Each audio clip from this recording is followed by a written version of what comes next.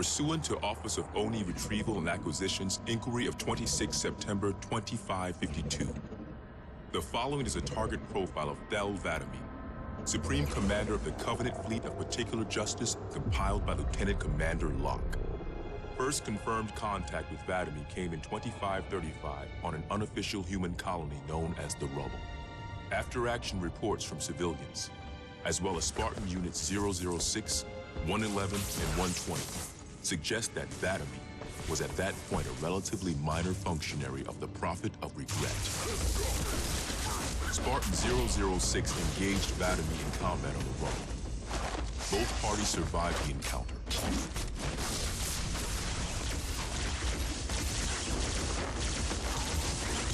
Shortly after 2535, the UNSC first encountered the newly formed Covenant Fleet of Particular Justice, now led by Vadami.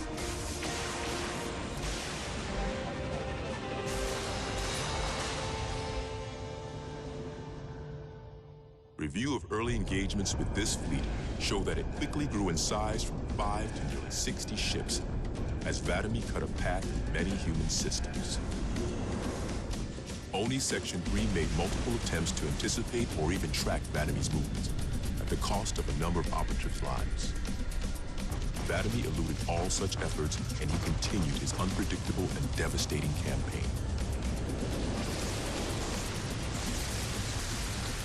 Vadami also stands out from other Covenant commanders in the frequency in which he takes a personal role in ground assaults.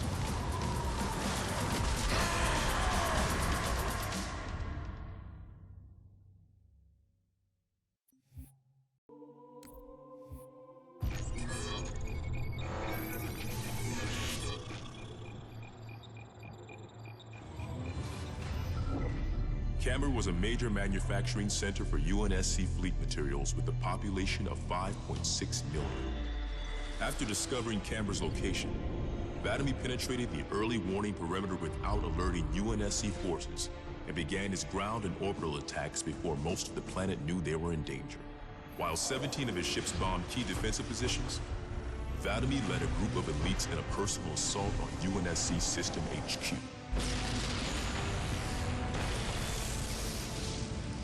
One of the first units to engage Vadami was the 3rd Battalion Reserves, who were so unprepared for the arrival of the Covenant forces that Vadami found them unarmed and defenseless.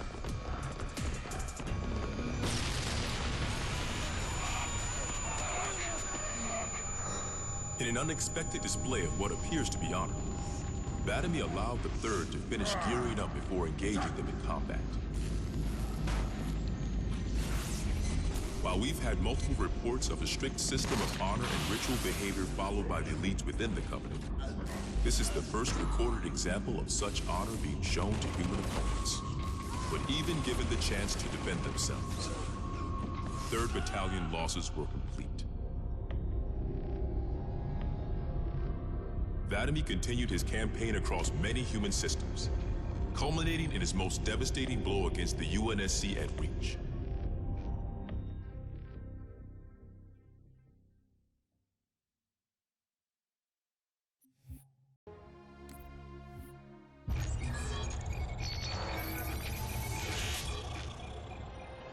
Vadami's most recent and damaging blow to the UNSC was the fall of Reach.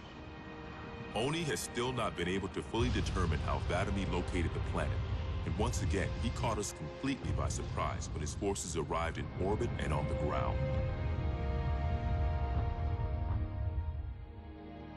Vadami is responsible for over 1 billion total casualties and the loss of at least 7 human planets. His forces have defeated all UNSC counterattacks at the cost of 123 fleet vessels and over 23,000 personnel. And now with Reach lost, ONI and UNSC strategic AI report a 0% confidence that the Navy can stop Vadami through traditional means. In the opinion of this investigator, Vadami is the most dangerous Covenant military asset on the field. It's common knowledge that the Covenant have a significant technological advantage over the UNSC, but are sometimes inflexible in their tactics. This is not the case for Vadami. We cannot predict what he'll do next, but given time, we fear he will dismantle all remaining UNSC strongholds. This agent's recommendation: immediate termination. If humanity wants to survive this war, we cannot do it with Vladimir on the field.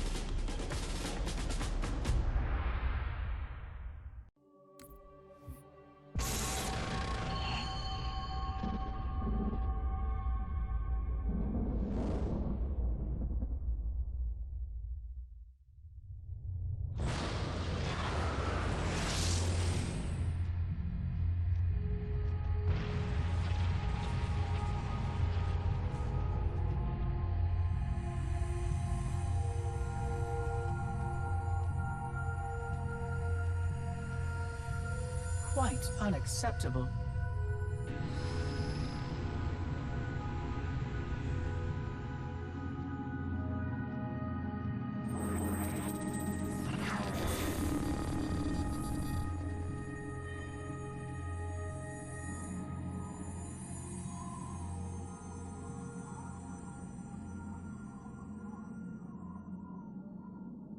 Glorious day. The prophets will be pleased that we have rescued an oracle from the humans' violation of the Holy Temple. Why do you keep calling it a temple? My installation was a weapon, and one which we needed very, very badly. But Oracle, I do not understand. We were told the rings are salvation, a gateway to paradise. Told? By whom? Anyone who told you that is a fool, or quite mad. That installation was a beautiful tool, designed to destroy everything the Flood might feed on. Everything? Oh, quite everything. And if even one Flood spore survived the destruction of my ring... Communications. Shut down all lines to the fleet. We will not notify the prophets of our discovery until I hear everything this oracle has to say. I will gladly share what I am permitted, but we have little time. What has been unleashed here could destroy everything you have ever known. On that, Oracle, we are in agreement.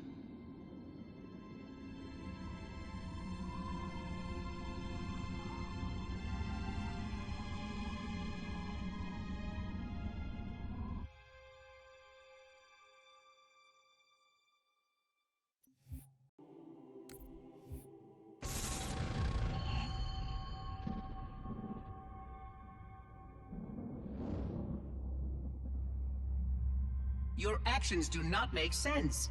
Proper protocol for a Flood outbreak is to establish immediate infection reporting. Communications must be maintained with all local forces in order to track any spread of the parasite. There are no local forces, Oracle. For now, all you have is me. But I tracked multiple ships in orbit, including some remaining human presence. In light of the danger posed by the Flood, surely you can set aside this disagreement with the humans. No! Anything still alive in orbit is our enemy. The humans have very good cause to kill us on sight, and the knowledge you've shared with me casts doubt on the entire purpose of our covenant. If any of our ships remain above us, they are not the help you seek. But why would they not provide assistance? Because of this talk of prophecies and journeys? I learned a small amount about your covenant before that reclaimer blew up my installation, but my understanding is incomplete. The AI I encountered on board one of your ships was less than forthcoming. What you need to know, Oracle, is that thousands of years ago, at the founding of our great covenant, a bargain was struck between the prophets and the elites. A bargain which I fear will be the end of us.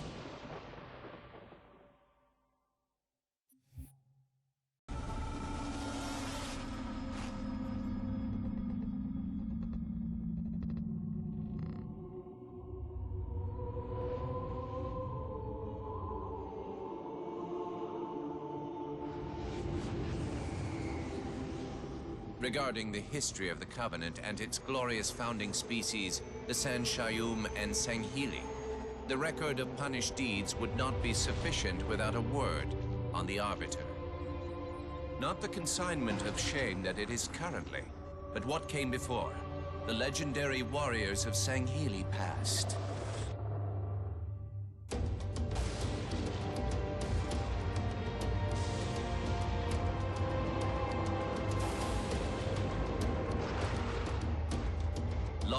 before the Covenant, the Sangheili ruled their world with pride and vigilance, surviving the perils of both land and sea. These were the arbiters of old, part king, part judge, warrior rulers, unlike any of which would follow. When we arrived on their frontier world of Ulgathon, the cost of life was severe.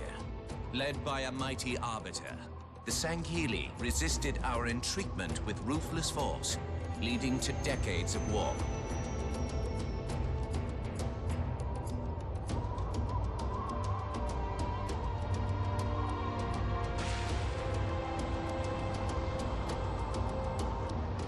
We would eventually triumph, of course.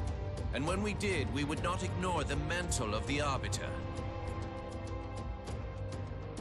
Like all things, we would bend the Sangheili to our own ends. The Arbiters would become the very will of the Prophets.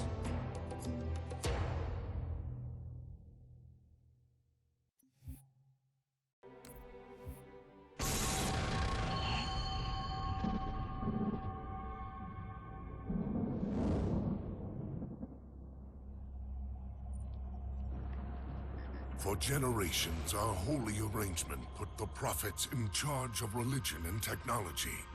The elites led our military forces to convert new species and find relics such as your halo.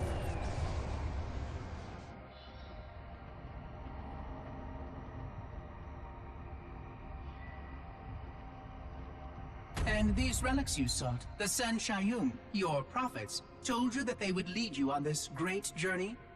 Yes, transcendence, eternal life. Their promises were endless. We gave up our old ways to follow the Prophet's lead on the great journey. Gave up all of our history, all of our traditions. Not all of your traditions, it seems. This Arbiter you mentioned, hasn't that always been a position of power for your species? Power? It was long ago. An Arbiter was once the pinnacle of our people, leader of the clans, and master of the battlefield. But then, an Arbiter committed heresy, and an example was made of him. Heresy? He challenged the word of the prophets. Challenged and lost.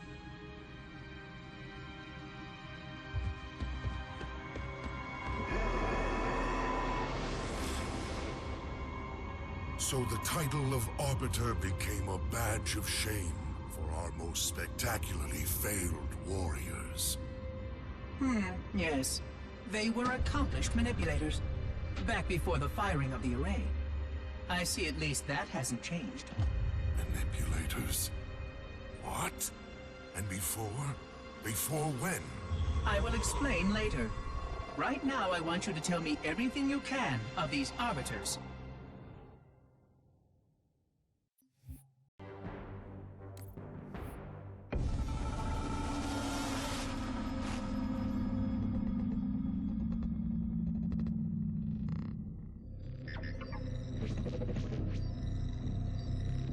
Our holy city was not always as it is, nor was the Covenant.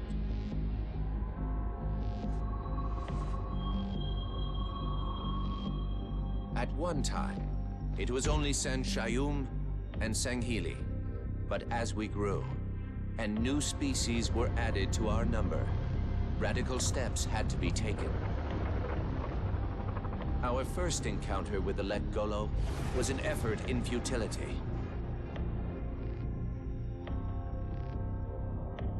The blasphemous creatures had devoured a Forerunner orbital, shattering its remains into 1 trillion pieces. What was left became the Rings of Te. As no conventional methods could purge the rings of their infestation, we sent one of our most faithful, an Arbiter. For a full year, this Arbiter ventured across the surface of one of their moons, learning both their strengths and their weaknesses. It was there that we discovered the Lek Golo's secret.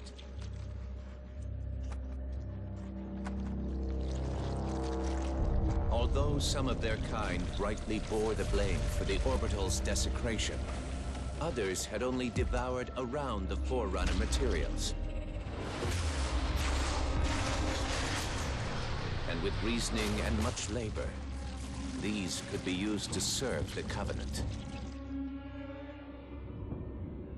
And by these means, the Great Arbiter had given us one of our most sought-after treasures, access to innumerable processing pathways of the mighty Forerunner Dreadnought, and to the many secrets it held.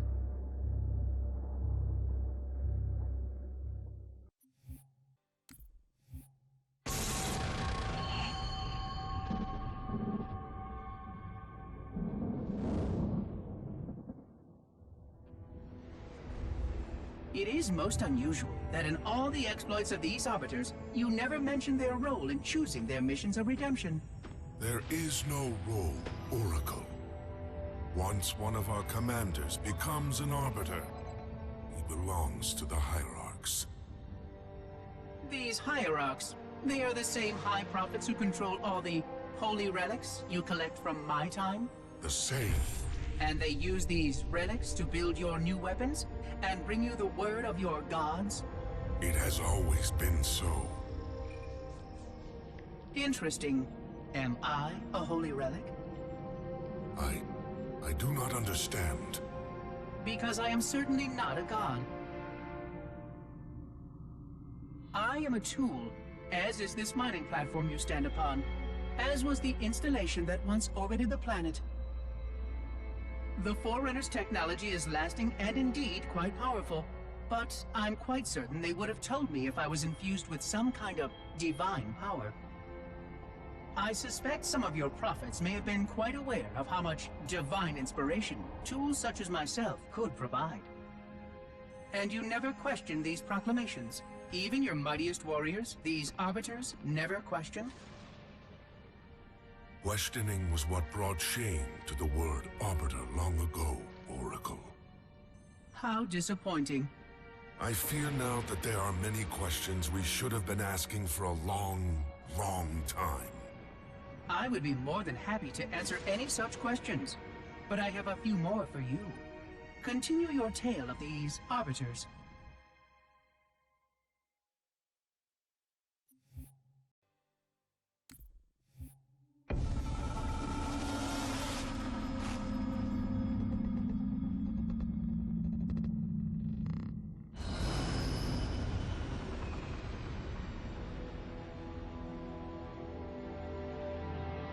Whereas most species were grafted into the Covenant by faith or mutual beneficence, the Unggoy were not such.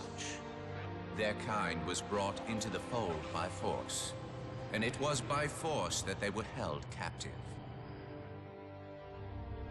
Their world had no prayer against our might and majesty, and their peoples were quickly laid low, many of them brought into subjugation.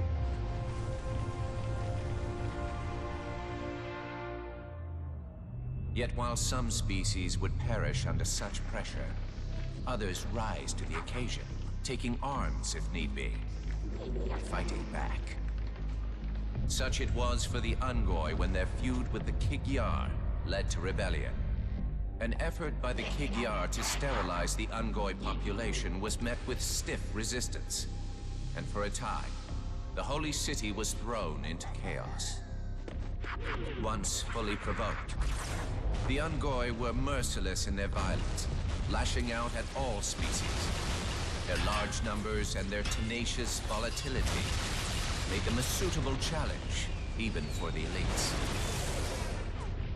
And yet again, we turned to an arbiter. And with a ferocity unparalleled since the beginning of the Covenant, the Unggoy world would be reduced to glass. Those within the Holy City would be forced to watch, unable to stop what could have been the very end of their kind. The Unggoy rebellion was brought to an end by the Arbiter's hand.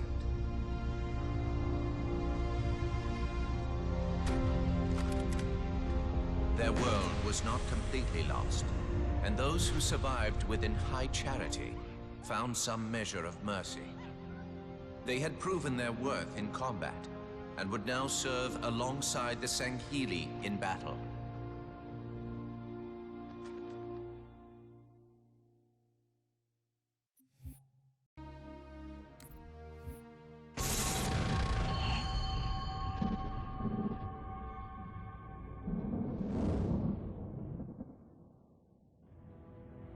I'm starting to fear that you're not very smart.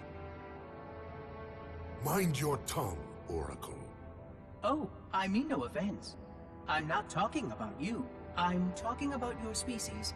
How long have these prophets been anointing arbiters? Since the fall of Falchavami, the first disgraced arbiter, roughly 400 years ago. Incredible! And in all this time, it never occurred to you how convenient it was that your prophets were able to find a powerful, capable leader among your people, who happened to suddenly commit a terrible blasphemy every time the power structure of your covenant was threatened. I do not understand. You do little to dissuade my fears. Then teach me. Looking back at the record of the arbiters you discussed, was it not surprising to anyone that those chosen to become arbiter were more than simple warriors? How so? Each of them had significant political influence among your people. In some cases, that influence was already being used to question the decisions of your hierarchs. In fact, that very questioning often gave rise to the charges of heresy that so neatly removed the challenger from the hierarchs concerned. And once they were branded arbiter, they promptly and quite cheerfully ran to meet their deaths. all our lives we look down at the path, put our feet where the prophets tell us. All our lives spent convincing ourselves of the truth of our covenant. Could all of it truly have been wasted? Let's hope not all of it, for we have a great deal of work to do. The Flood is still out there, so I require a cooperative reclaimer to enact proper containment procedures. But your Covenant keep trying to kill all the reclaimers I can find. All this bickering is quite a deadly waste of time. Right now, the most important question we can ask is this. Who could break this hold the prophets have over you?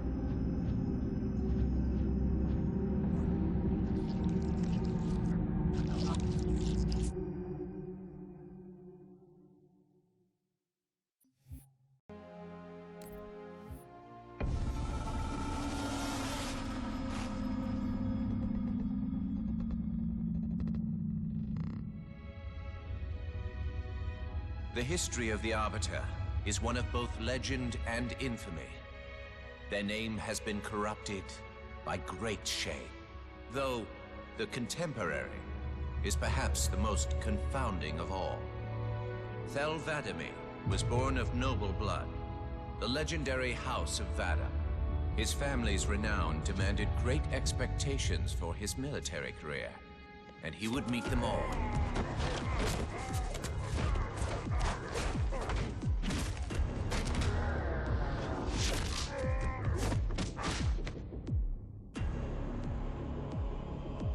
One of the youngest to achieve the status of Shipmaster, and one of the youngest to gain the rank of Supreme Commander. In our campaign against the humans, few have risen to renown as 'Vadamee. World after human world, all laid low for the sake of the great journey. But then came Halo. Shame unto shame. He failed his greatest charge, and the sacred ring was desecrated. By such disgrace, Thel 'Vadamee became the Arbiter. As a mere scribe, I do not challenge the word of the hierarchs, but I would be remiss not to voice concern. This Sanghili should have been put down, publicly slain as an example to all of our prayerful expediency. With the discovery of a second ring and the changing of the guard, all things are in jeopardy. Will this Arbiter remain loyal? Or will he stand with his people as they are abolished by our newfound might? I would never openly challenge the divine proclamations of a hierarch. But this arbiter is a risk I would not have tolerated. And I now fear the days of the Covenant are numbered.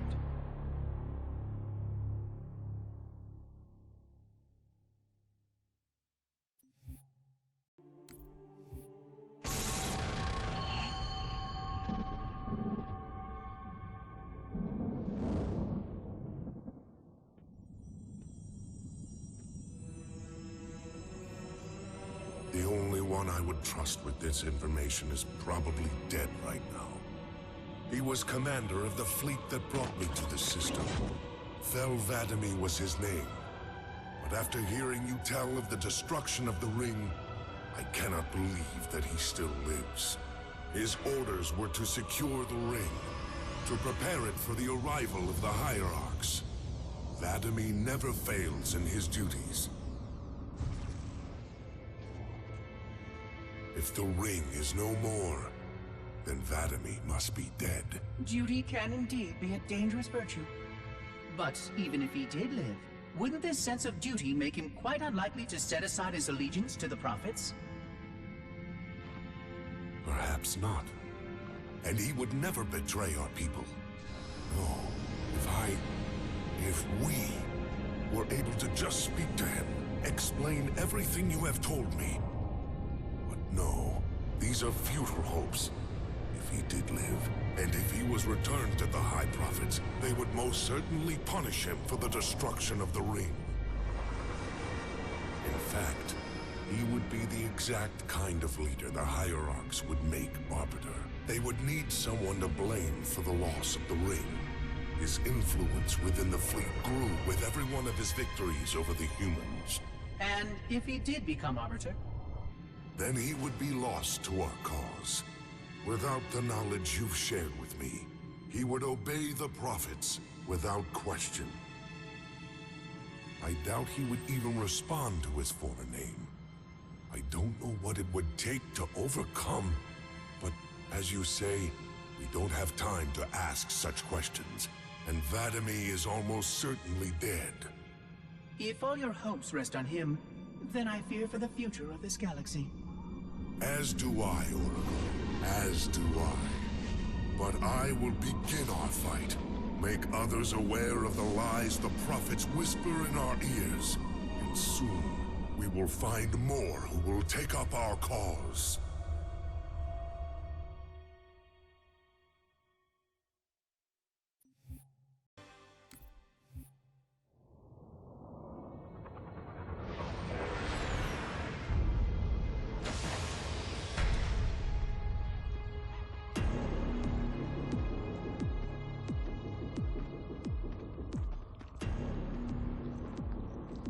Activate the Kindler. Make haste. We have little time.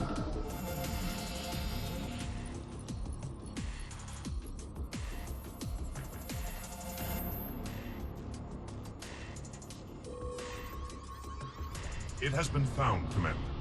Very well. Mark the coordinates and proceed with caution.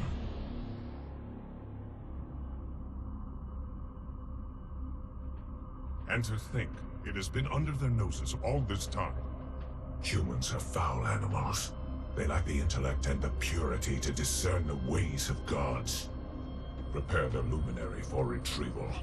The Hierarch will reward us for our devotion.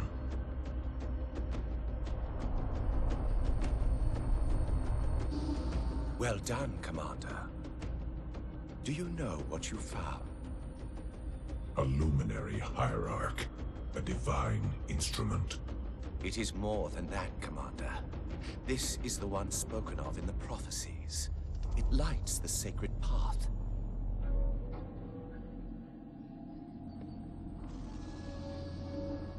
Stewards, good news, I pray? It was not easy, Blessed One. The luminary was not forthcoming with the holy words, but our hope proved true.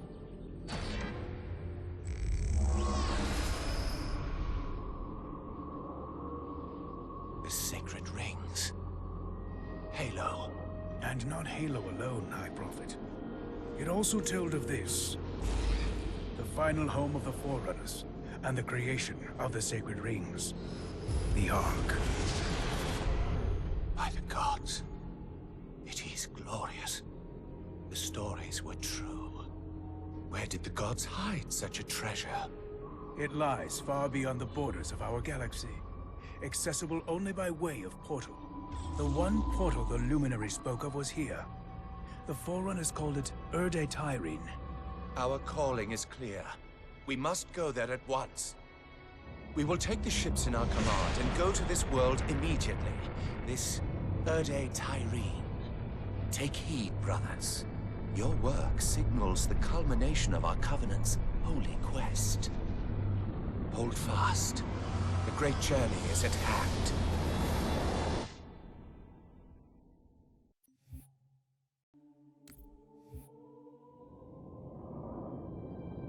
Roger that, Chief. We'll meet you at the rendezvous point when we're done here. Blue 2 out. John should be here too. They'd listen to him. Somebody needs to be getting work done while we deal with the red tape. What do you think they want from us? It's naval intelligence, Linda. They want us to tell them everything's gonna be okay.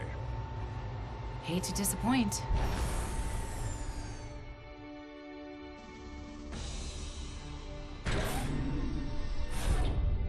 Blue Team. Where's the Master Chief? He asked that I answer the Council's questions. Sir. We've been reviewing your report. You found a Covenant command and control station. It says here they were amassing an invasion fleet of more than 500 ships. The station was sufficiently disabled, but the threat is still out there. I have the report, but for the record of this council, what was this fleet's intended target, Spartan?